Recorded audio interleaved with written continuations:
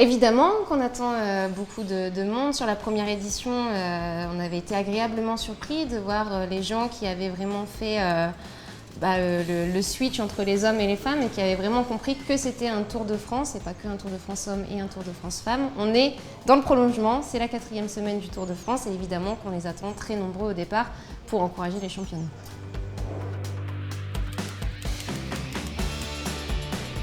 C'est un choix qui s'est imposé assez rapidement parce que Clermont-Ferrand, déjà, c'est des gens avec qui on a l'habitude de travailler.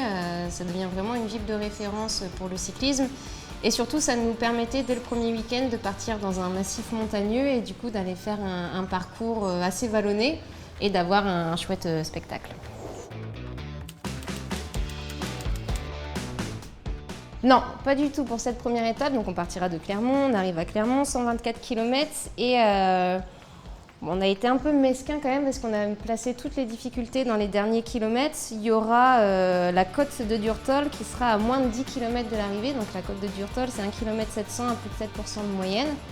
Au sommet de cette difficulté, ça fait que descendre pour arriver sur Clermont-Ferrand. Clermont-Ferrand arrivé en ville avec aussi un bon faux plat montant jusqu'à l'arrivée. Donc non, moi je m'attends à des attaques.